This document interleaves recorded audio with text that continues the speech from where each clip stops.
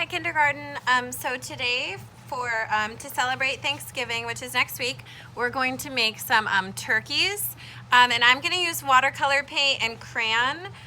You can use oil pastel to draw or a Sharpie, and you can just color with crayons or markers. If you have watercolor paint and you want to use that, that's great also. So I'm going to use the crayon to draw and then color with paint. So we're just going to start out with a circle in the middle of your paper. So you don't want to go to the top because you want room for feathers. So a circle right in the middle.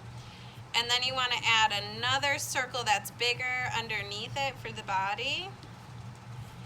And then we can do 2 feet. So I kind of do like these little bumpy line feet. And then for the feathers, I'm going to make, they're like oval shapes. I would call them like really big bumpy lines. And they can go right to the top of your paper, all behind the head and around the sides of the body, and they can get a little bit smaller.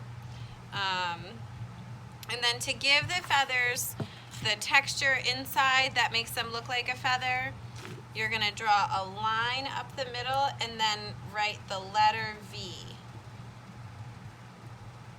So line down the middle and then V, and where the V comes to a point, you want to try to touch that on your line.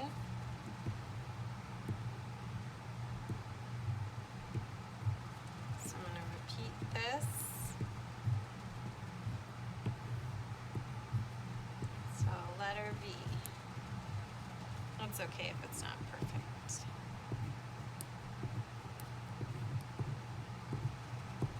Okay. So I learned about a couple things about a turkey. Oops, I forgot to draw it before the feather, but you can give a turkey a snood, which is the thing on the top of their head. I didn't know that. And then there's a beak. And this is called, oh, Mrs. Brooks' class just told me. I think it's a waddle, not a gobble. I want to call it a gobble, but I think it's called a waddle. And then I'm just going to give my turkey 2 eyes, which are circles. And there we go. So now I'm going to paint my turkey with watercolor paints. I'm going to do that on a time lapse, so you'll see it go kind of quickly. And then I'll come back once I'm done painting.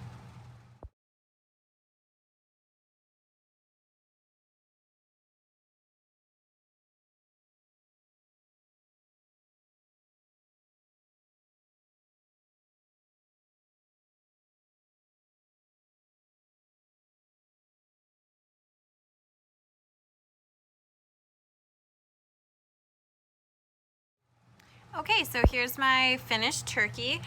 You can either leave the background white or you can paint it, or when your turkey is dry, you can cut it out and glue it onto a separate piece of paper like this one.